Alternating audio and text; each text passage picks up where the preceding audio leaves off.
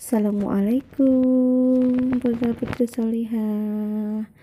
Alhamdulillah kembali bertemu lagi ya dengan Bu Nofri dalam mata pelajaran tematik IPS. Alhamdulillah pada pertemuan kali ini akan kita bahas yaitu peristiwa dan makna dari proklamasi kemerdekaan Indonesia. Nah, sepertinya materi ini sudah pernah kalian temui sebelumnya. Jadi sifatnya hanya mengulang, mengingatkan kembali bagaimana terjadinya proklamasi kemerdekaan Indonesia dan juga apa makna dari proklamasi kemerdekaan Indonesia tersebut. Silahkan kalian saksikan, jangan lupa berdoa terlebih dahulu ya. Selamat menyaksikan. Proklamasi kemerdekaan menjadi tonggak sejarah bagi perjuangan bangsa Indonesia. Meskipun terdiri atas suku yang berbeda, rakyat Indonesia bersatu dalam memproklamirkan kemerdekaan negara Indonesia. Setiap tanggal 17 Agustus, rakyat Indonesia selalu mendengar petugas upacara membacakan teks proklamasi. Sebagian rakyat juga bisa mendengarnya dari radio atau dari tempat lain. Teks proklamasi yang dibacakan memiliki sejarah bagi bangsa Indonesia. Teks tersebut adalah teks proklamasi kemerdekaan negara Indonesia. Proklamasi. Kami, bangsa Indonesia, dengan ini menyatakan kemerdekaan Indonesia. Hal-hal yang mengenai pemindahan kekuasaan dan lain-lain diselenggarakan dengan cara saksama dan dalam tempo yang sesingkat-singkatnya. Jakarta, 17 Agustus 1945, atas nama bangsa Indonesia, Soekarno-Hatta. Proklamasi kemerdekaan yang dilakukan 17 Agustus 1945 menjadi peristiwa penting bagi bangsa Indonesia. Peristiwa tersebut menjadi tonggak sejarah di mana bangsa Indonesia berhak atas kemerdekaan dan wajib mempertahankannya. Diawali dengan dijatuhkannya bom atom oleh tentara Amerika Serikat pada tanggal 6 Agustus 1945 di kota Hiroshima dan pada tanggal 9 Agustus 1945 di kota Nagasaki. Jepang akhirnya menyerah kepada tentara sekutu. Peristiwa ini dijadikan kesempatan oleh bangsa Indonesia untuk segera membebaskan diri dari penjajahan bangsa Jepang. Teks proklamasi ditulis di rumah Laksamana Tadashi Maeda, Jalan Imam Bonjol nomor 1. Para penyusun teks proklamasi adalah Insinyur Soekarno, Dr. Andes Muhammad Hatta, dan Mr. Ahmad Subardjo. Konsep teks proklamasi ditulis oleh Insinyur Soekarno. Saat itu hadir pula BM Diah, Sayuti Melik, Sukarni, dan Sudiro. Sukarni mengusulkan agar yang menandatangani teks proklamasi itu adalah Insinyur Soekarno dan Dr. Andes Muhammad Hatta atas nama bangsa Indonesia. Teks proklamasi diketik oleh Sayuti Melik. Pagi harinya, 17 Agustus 1945, di kediaman Soekarno, Jalan Pegangsaan Timur nomor 56, telah hadir antara lain Suwirjo, Wilopo, Gafar Pringgodikdo, Tabrani, dan Trimurti. Acara dimulai pada pukul 10 dengan pembacaan proklamasi oleh Soekarno dan disambung pidato singkat tanpa teks. Kemudian, bendera merah putih yang telah dijahit oleh Ibu Fatmawati dikibarkan.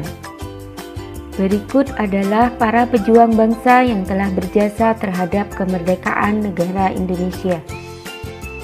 Insinyur Soekarno. Insinyur Soekarno merupakan salah satu orang yang berjasa dalam mendirikan negara Republik Indonesia sebagai negara berdaulat. Bung Karno lahir di Blitar, Jawa Timur pada tanggal 6 Juni 1901 dan wafat di Jakarta pada tanggal 21 Juni 1970. Bung Karno menyusun konsep teks proklamasi di rumah Laksamana Tadasi Maeda bersama Bung Hatta dan Mr. Ahmad Soebardjo. Beliau kemudian menandatangani teks proklamasi atas nama bangsa Indonesia bersama Bung Hatta. Bung Karno membacakan teks proklamasi kemerdekaan Indonesia di kediamannya di Jalan Pegangsaan Timur nomor 56 Jakarta. Beliau kemudian diangkat menjadi Bapak Presiden pertama Indonesia. Dr. Andes Haji Muhammad Hatta. Dr. Andes Haji Muhammad Hatta atau Bung Hatta lahir di Bukit Tinggi, Sumatera Barat pada tanggal 12 Agustus 1902. Beliau wafat di Jakarta pada tanggal 14 Maret 1980. Bung Hatta menyusun konsep teks proklamasi bersama Bung Karno dan Mr. Ahmad Soebardjo. Beliau ikut menandatangani teks proklamasi atas nama bangsa Indonesia bersama Bung Karno. Muhammad Hatta adalah Wakil Presiden pertama Indonesia. Selain itu, beliau adalah Bapak Koperasi Indonesia. Ahmad Soebardjo Djoyo Adi Suryo lahir di Karawang, Jawa Barat pada tanggal 23 Maret 1896 dan wafat pada tanggal 15 Desember 1978 pada umur 82 tahun. Beliau adalah Menteri Luar Negeri Indonesia yang pertama. Ahmad Soebardjo merupakan salah seorang tokoh dari golongan tua yang berperan dalam mempersiapkan proklamasi kemerdekaan Indonesia.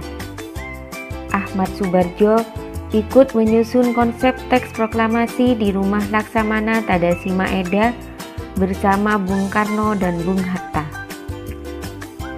Laksamana Tadasi Maeda lahir di Kagoshima, Jepang pada tanggal 3 Maret 1898 dan wafat pada tanggal 13 Desember 1977.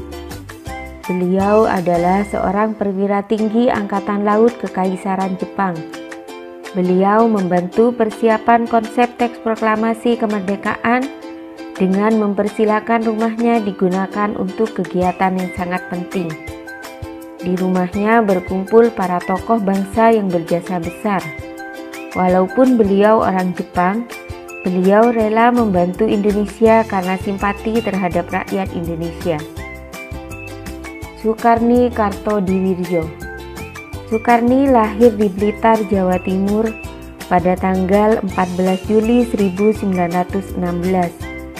Beliau wafat di Jakarta pada tanggal 7 Mei 1971 pada usia 54 tahun. Soekarni adalah salah seorang tokoh pemuda dan pejuang yang gigih melawan penjajah. Soekarni mengusulkan agar yang menandatangani teks proklamasi adalah Bung Karno dan Bung Hatta atas nama bangsa Indonesia. Fatmawati. Fatmawati yang bernama asli Fatimah lahir di Bengkulu pada tanggal 5 Februari 1923 dan wafat pada tanggal 14 Mei 1980 di Kuala Lumpur, Malaysia. Beliau dimakamkan di Taman Makam Pahlawan di Kalibata, Jakarta. Fatmawati menjahit bendera pusaka Sangsaka Merah Putih yang dikibarkan pada upacara proklamasi kemerdekaan Indonesia di Jalan Pegangsaan Timur nomor 56 Jakarta.